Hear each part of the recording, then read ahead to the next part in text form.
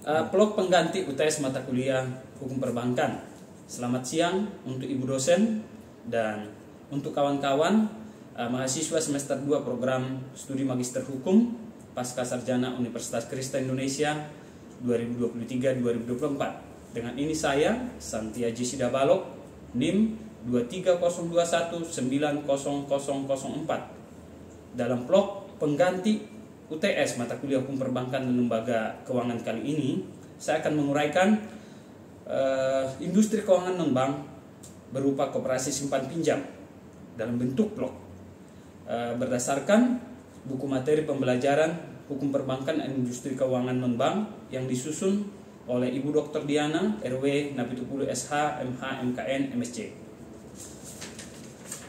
Pada bagian pertama dalam blok ini, saya akan terlebih dahulu menguraikan ada beberapa hal yang nantinya akan saya bahas di bagian kedua, antara lain industri keuangan non-bank, tujuan industri keuangan non-bank, fungsi, prinsip industri keuangan non-bank, dan dalam menjalankan usahanya, dan koperasi simpan pinjam sebagai salah satu jenis dari industri keuangan non-bank.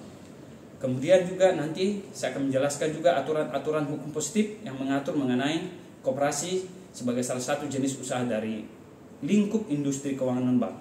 Pada bagian kedua, saya akan menjelaskan di sini mengenai industri keuangan non-bank. Industri keuangan non-bank adalah merupakan lembaga yang menyelenggarakan aktivitas keuangan berupa penghimpunan dana dari masyarakat lalu menyalurkannya untuk kegiatan investasi di perusahaan serta menerbitkan surat berharga. Sebelum tahun 1972, melalui SK Menteri Keuangan nomor 38 MK/4/1972, industri keuangan non-bank dikenal dengan istilah lembaga keuangan bukan bank.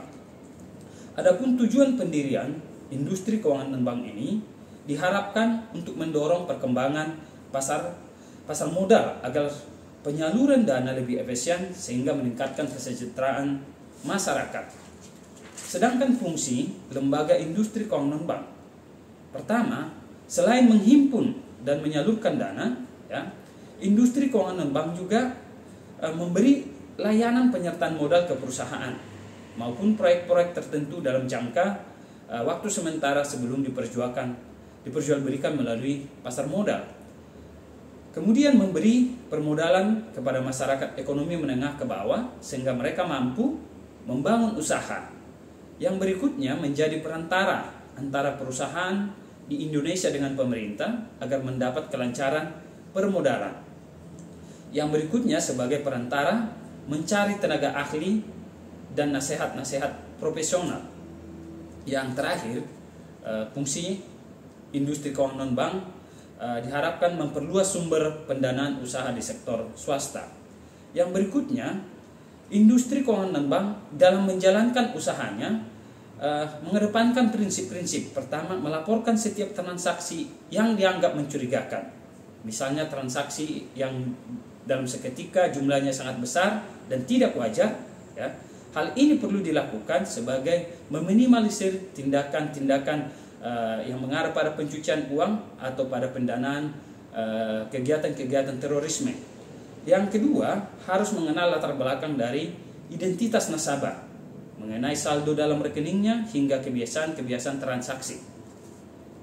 Salah satu jenis dari industri keuangan non-bank ini adalah koperasi simpan pinjam. Ini akan saya bahas pada bagian ketiga blok ini. Mengenai koperasi simpan pinjam, dalam hukum positif yang berlaku di Indonesia, sebagai salah satu industri keuangan non-bank, ini diatur dalam Undang-Undang Nomor 17 Tahun 2012 sebagai pengganti atas undang-undang sebelumnya itu Nomor 25 Tahun 1992.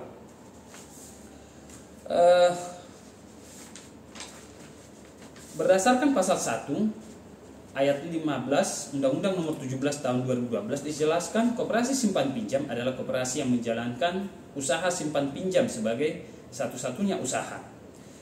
Koperasi simpan pinjam sesuai dengan namanya atau lazim disingkat dengan KSP memiliki ciri yaitu merupakan lembaga keuangan mikro yang menghimpun dana dari anggota juga memberikan pinjaman kepada para anggotanya dan menempatkan dana pada koperasi simpan pinjam. Koperasi simpan pinjam dalam menjalankan kegiatan usahanya wajib menerapkan prinsip kehati-hatian dan wajib menyediakan informasi mengenai kemungkinan timbulnya risiko kerugian terhadap penyimpanan simpanan, dan dilarang melakukan kegiatan investasi usaha pada sektor real seperti bisnis properti, usaha hasil bumi, dan waralaba.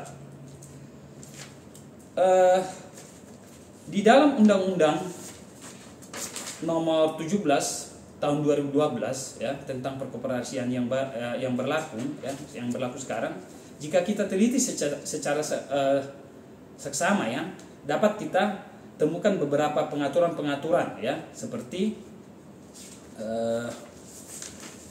pada bab 1 ya, pada bab 1 di sana diatur mengenai ketentuan umum.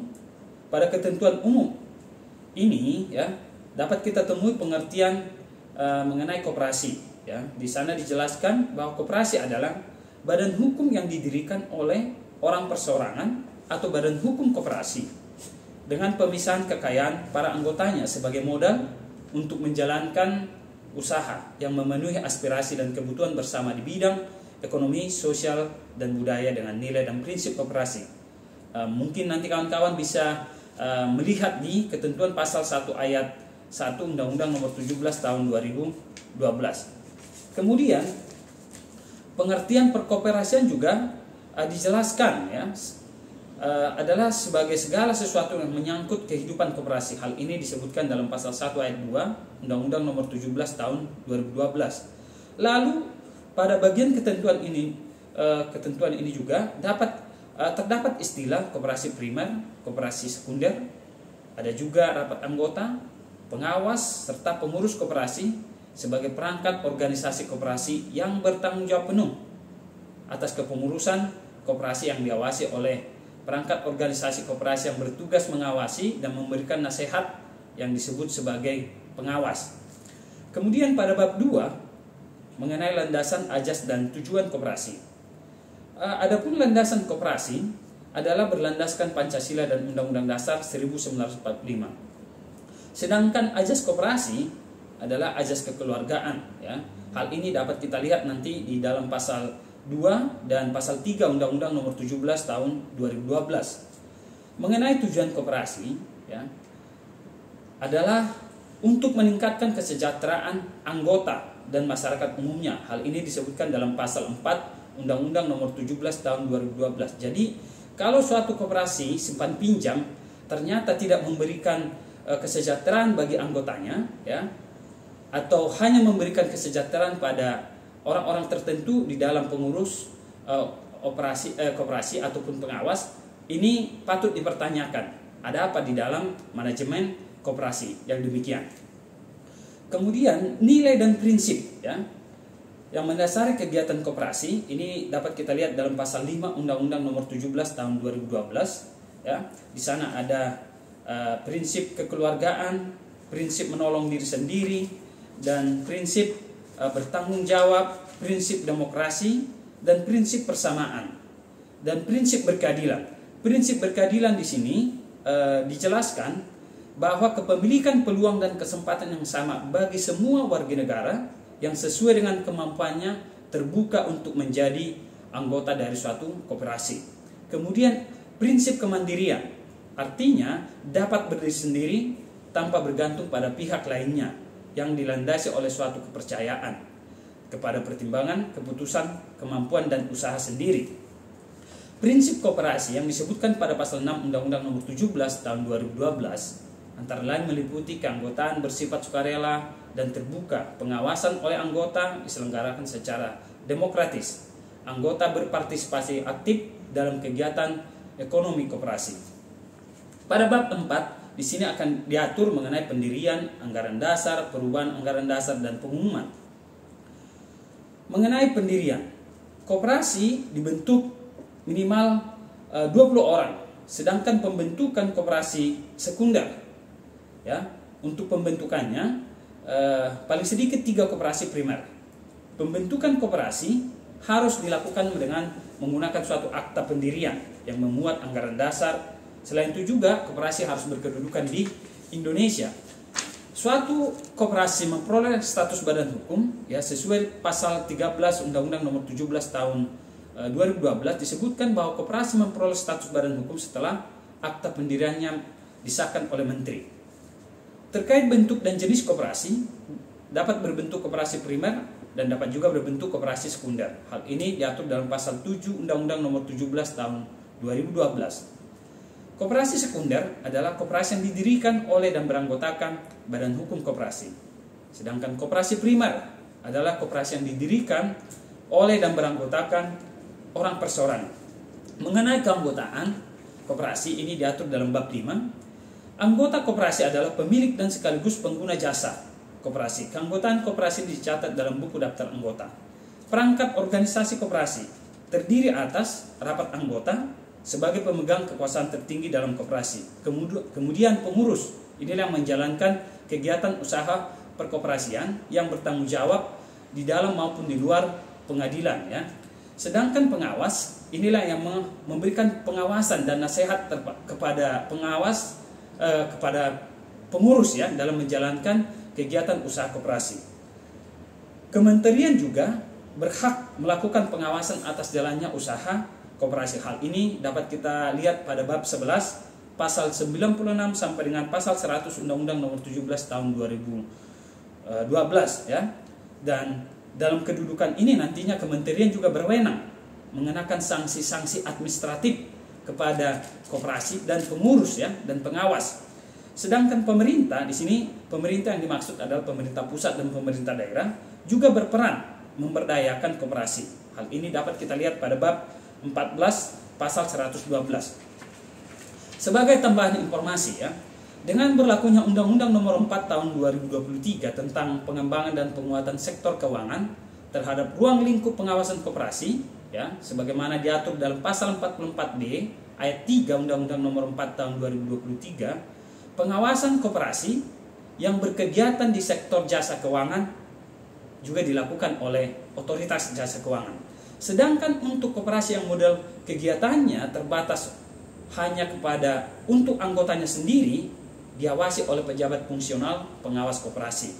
Namun demikian fungsi pengawasan koperasi di sektor jasa keuangan oleh otoritas jasa keuangan ini akan baru efektif dilaksanakan pada tahun 2025.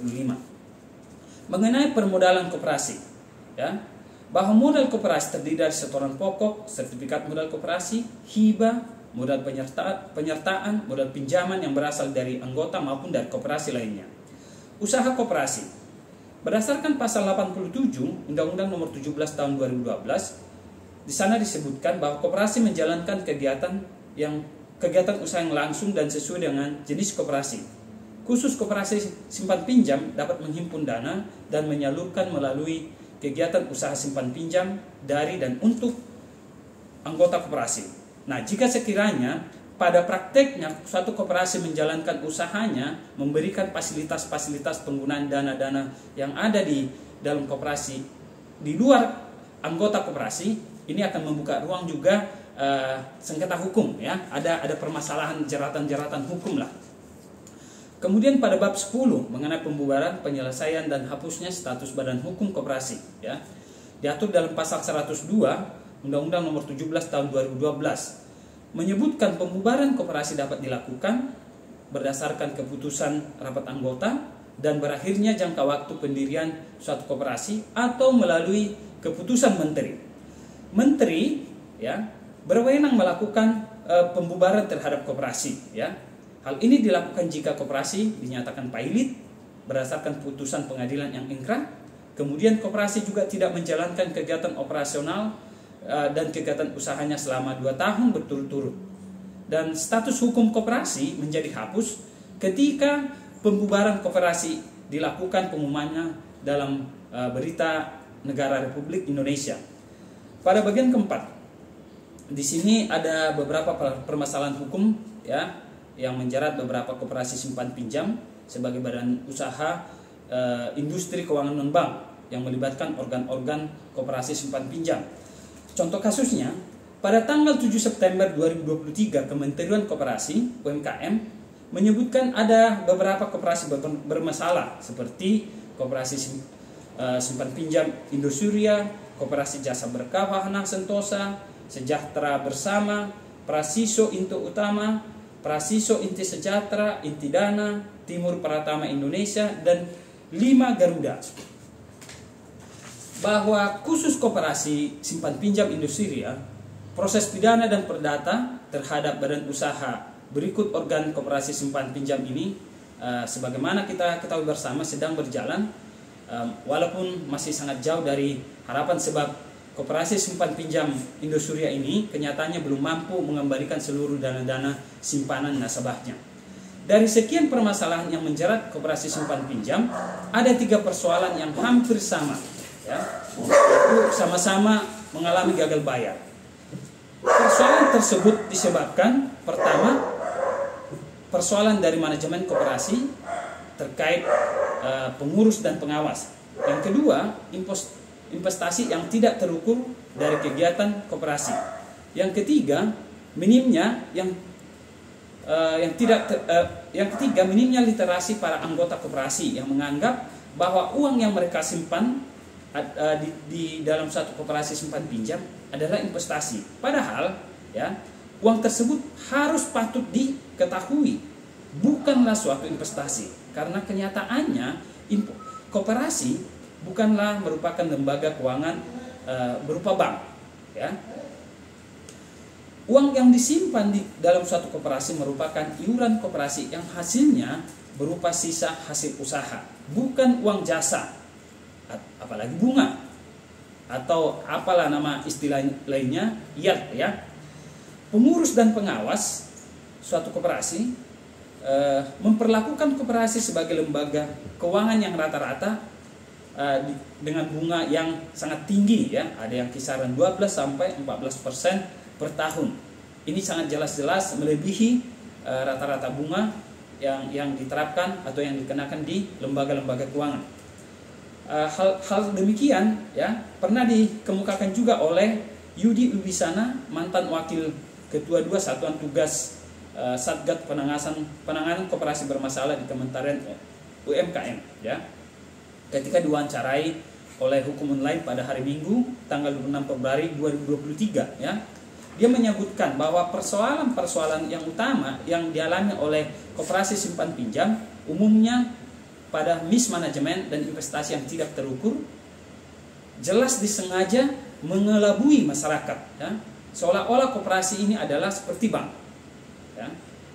Hal inilah yang kemudian menjadi pintu masuk dari kepolisian melakukan penyelidikan, bahkan penyidikan, ya, yang kemudian berujung pada penetapan beberapa orang sebagai tersangka, yang bahkan dikenakan penahanan, ya, terhadap sejumlah pihak-pihak yang dianggap punya andil, ya, seperti pengurus dan pengawas, yang mengakibatkan kegiatan-kegiatan suatu koperasi simpan pinjam mengalami gagal bayar, ya.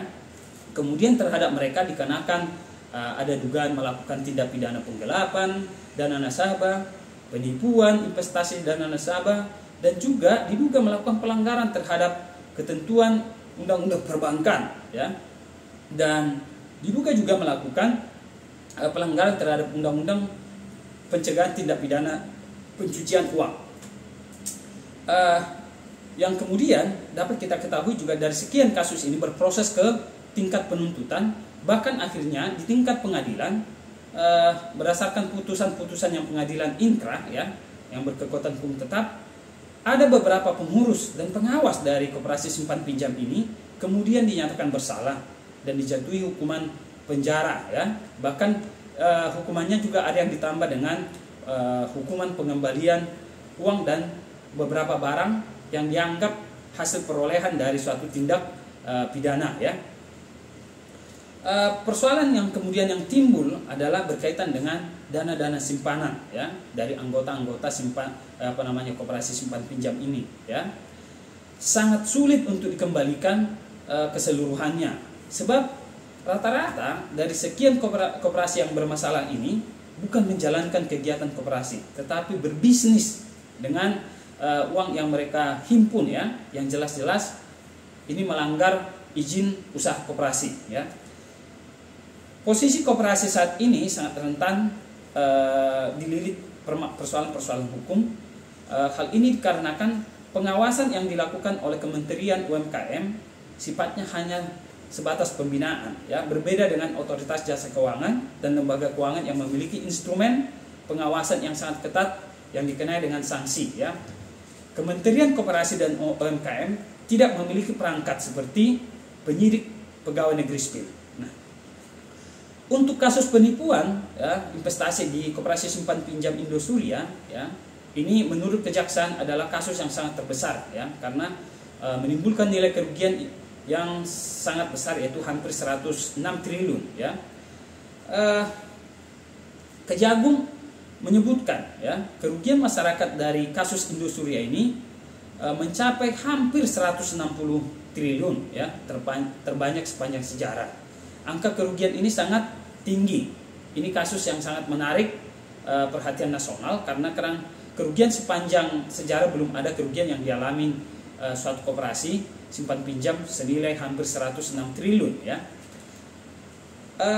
Untuk perkara yang melibatkan koperasi simpan pinjam ini, ya, dapat saya sampaikan ada yang sudah memperoleh kekuatan hukuman tetap dari pengadilan, ya, dari Pengadilan Negeri Jakarta Barat, ya, hingga berproses ke Mahkamah Agung, di mana pengurus dan pengawas koperasi simpan pinjam ini, ya,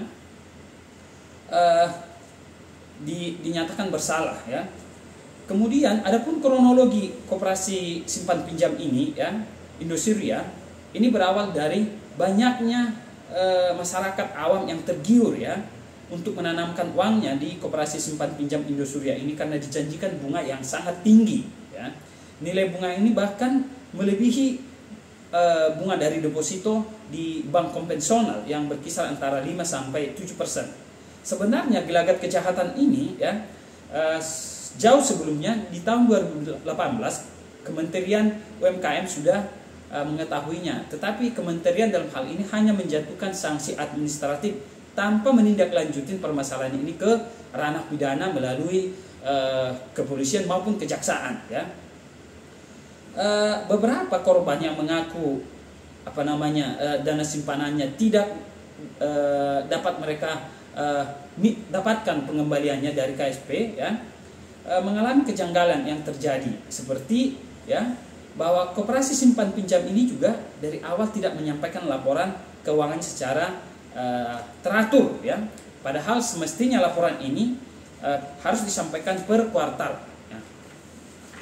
Bahwa pada tanggal 10 Februari 2020 kemudian koperasi simpan pinjam ini mengalami gagal bayar pengembalian dana-dana kepada nasabahnya. Kemudian pada tanggal 24 Februari 2020 sejumlah nasabah menerima surat dari pengurus koperasi simpan pinjam Indosuria menyatakan uang mereka berada di deposito tidak bisa dicairkan. Nah, berkaitan dengan permasalahan pengawasan tersebut di atas, ya, untuk adanya perbaikan ke depan, pemerintah perlu merevisi Undang-Undang Nomor 17 Tahun 2012, antara lain perlu ada sertifikasi bagi profesi penunjang ekosistem koperasi. Begitu pula perlu kejelasan mengenai batas simpanan anggota koperasi dan lembaga penjaminan koperasi serta lembaga pengawasan harus jelas.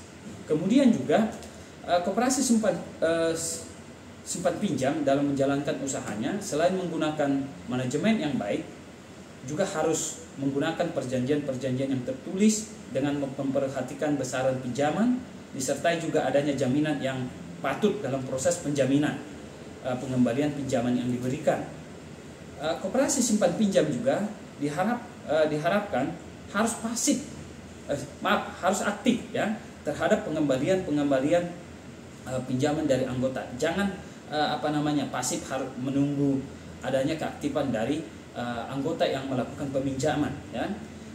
Jika sekiranya peminjam sudah mengalami keterlambatan dalam proses pembayaran kewajibannya, koperasi melalui pengurusnya harus aktif memberikan solusi atau memberikan satu jalan keluar bagi anggota untuk keluar dari permasalahan-permasalahan pengembalian pinjaman yang dihadapinya. Hal ini bertujuan supaya koperasi simpan pinjam dalam menjalankan usahanya kembali mengalami usaha yang sehat. Ya. Demikian vlog mengenai koperasi simpan pinjam sebagai salah satu jenis industri keuangan non-bank yang dapat saya jelaskan. Atas kekurangan dan ketidaktelitian dalam vlog ini, dalam pemaparan kami memohon kiranya Ibu dosen, Ibu Dr. Diana RW Nabitupulu SHMH MKN MSC dapat memberikan koreksi demi perbaikan dari vlog ini. Atas perhatian dari kawan-kawan dan Bapak Ibu saya ucapkan terima kasih. Bekasi 20 April 2024. Terima kasih.